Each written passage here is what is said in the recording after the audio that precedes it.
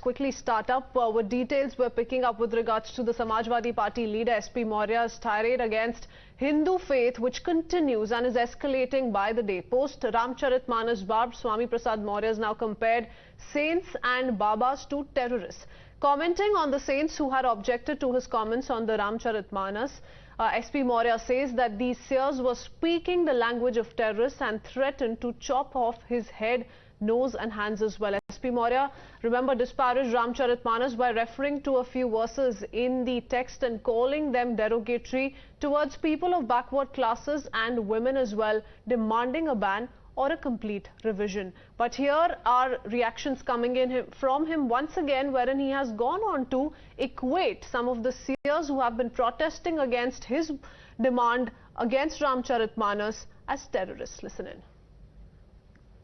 हमने जिस दिन सिर काटने और कलम करने की बात की थी, 30 लाख 51 लाख देने की बात की थी, हमने तो कहा, मैं अभी भी पढ़ता था, सुनता था कि लोग ऋषि मुनि साधु सन्यासी कर पहले तो गुस्सा होते नहीं और कभी उनको गुस्सा हुआ तो श्राप देते थे, बैठे बैठे जाते थे। लेकिन आजकल के बाबाओं के पास, आजकल के साधु सन्यासियों संतों के पास अपने जप और तप पे भरोसा नहीं है, उनको विश्वास नहीं रह गया, उनको अपने आराध्य पर विश्वास नहीं है, इसीलिए श्राप देने की हैसियत में नहीं। और इसीलिए अब वो आतंकवादी की भाषा बोल रहे हैं। कोई कहता सिर काटेंगे, कोई कहता जीभ काटेंगे, कोई कहता हाथ काटेंगे, कोई कहता नाक और कान काटेंगे। लगता है ये कसाई हो गए हैं।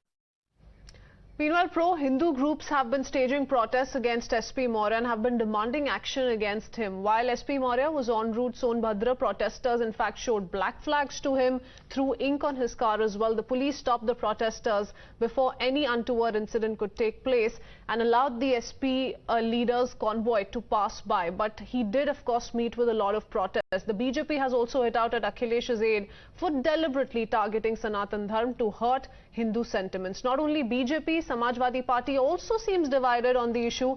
SP MLA Rakesh Pratap Singh has called SP Maurya deranged and has added that it was unfortunate that he was a leader of the Samajwadi Party.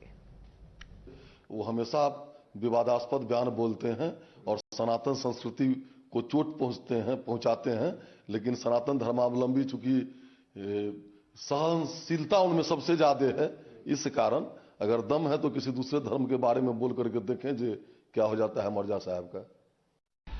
देखिए, मैंने एक चीज साफ कर दूं, मैं अपना व्यक्तिगत तौर पे सभी धार्मिक ग्रंथों का आदर करता हूं, सभी पर मेरा विश्वास है और सभी धर्मों का मैं आदर करता हूं। इसके अलावा मेरी कोई प्रतिक्रिया। As fissures in Samajwadi Party over Maurya's comments surface, there are many in the opposition who have backed SP Maurya and have justified his terrorist and seer analogy.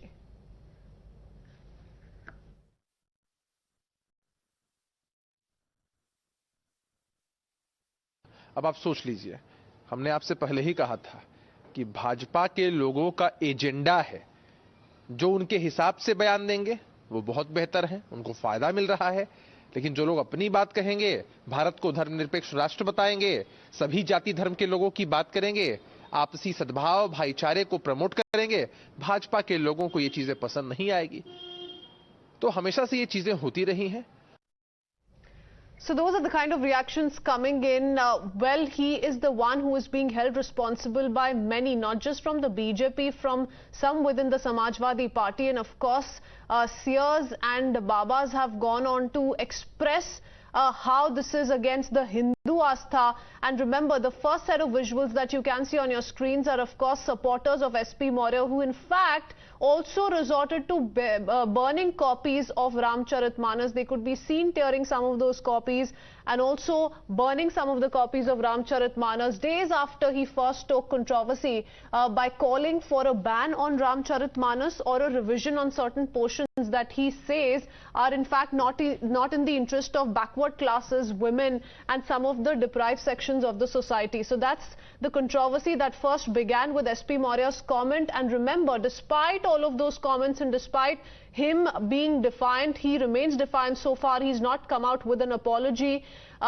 Akhilesh Yadav decided to elevate him, and certain questions were raised with regards to this elevation that came in for SP Maurya as well, because so far there has been very uncomfortable silence on part of Akhilesh Yadav and his team. as far as SP Maurya's insult to the Hindu sentiment is concerned. And yet again, protests taking place against his remarks because he has now compared seers to terrorists. Let's talk about how SP Maurya, despite all of this, despite the last few days of these kind of protests taking place against him, against his remarks, he has once again justified his remark that he's made on sadhus while comparing them to terrorists. Swami Prasad Maurya is facing opposition not just from outside his party, but there are murmurs from within the party which are also now going against Swami Prasad Maurya, and especially the manner in which he has defined certain portions of Ramcharitmanas.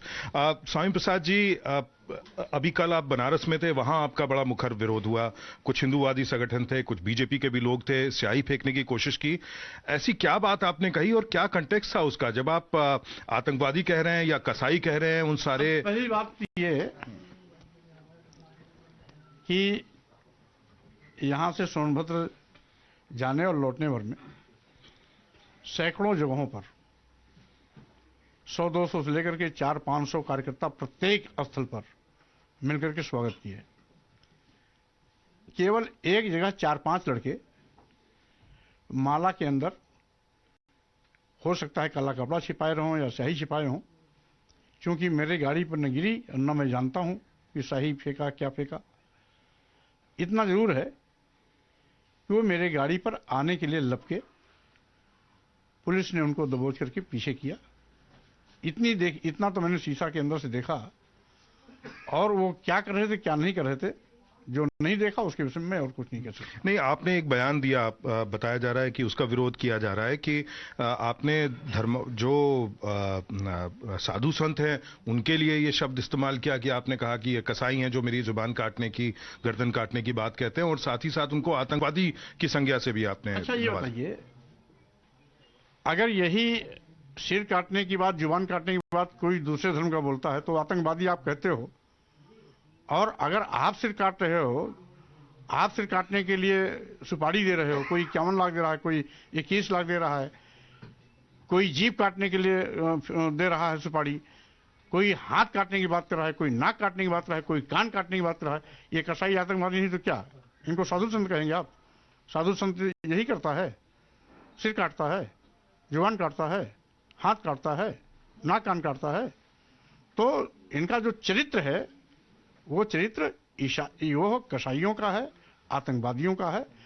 हिंसक चेहरा ही ऐसी बात कर सकता है, साधु संत ऐसी भाषा कभी बोल ही नहीं सकते। आपने स्वामी प्रसाद जी बागेश्वर धाम बाबा का भी मखौल उड़ाया एक तरह से, तो आपने कहा कि अगर उनके हाथ में चमत्कार है तो फिर वो चीन को कुछ ऐसा कर दें जो भारत को परेशान करता है। भाई, अगर चमत्कार है तो चमत्कार होना दिखाई पड़ना चाहिए ना। तो चमत्कार ही अगर करना है तो बैठे बैठाए चीन को स्वाहा कर दें। काहे को रोज रोज का सरदर्द पड़ा रहता है भारत के लिए, वो हमेशा सरदर्द खत्म हो जाए। अच्छा स्वामी प्रसाद जी, आप सोचते हैं कभी कि आपकी जो राइवल पार्टीज हैं, ऑपोजिशन में जो लोग हैं, वो तो आपके इस बयान के खिलाफ खड़े ही हैं, आपकी पार्टी में भी अब राकेश प्रताप सिंह अमेठी से विधायक, वो साफ तौर पर कह रहे हैं कुल मिलाकर के महिलाओं, आदिवासियों, दलितों, पिछड़ों को जो अपमानित करना अपना धर्म मानते हैं, वही केवल मेरी खिलाफत कर रहे हैं। जो इनके सम्मान के पक्षधर हैं वो सब इसका समर्थन कर रहे हैं। पर नहीं आप मानते कि लोगों की भावनाएं भी आहत हो रही हैं, और क्या कारण है कि लोग समझ नहीं पा रहे हैं? आप ये कह रहे हैं कि भगवान राम और रामचरितमानस के खिलाफ नहीं बोल रहे हैं, लेकिन यहां तो पार्टी के बाहर से लेकर पार्टी के अंदर के लोग भी कह रहे हैं, इसको माफ कीजिएगा, ये तक कह रहे हैं कि मूर्खतापूर्ण है। अब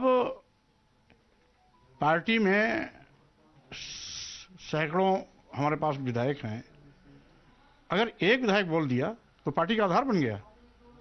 97% लोगों की भावनाएं इस अपमान से आहत हो रही हैं, वो 97% लोगों की भावना आप नहीं दिखाई पड़ रही है। 3% जो इनको गाली देते हैं उनकी भावना की आपकी चिंता कर रहे हैं। इसलिए ऐसे लोग धूर्त और मक्कार हैं जो तथ्यों को तोड़ मरोड़ कर प्रस्तुत करते हैं, और साथ ही साथ आदिवासियों, दलितों, पिछड़ों तथा महिलाओं को सम्मान न मिले, इसलिए हर बात को मोड़ करके इसको गलत दिशा में ले जाने की कोशिश करते हैं।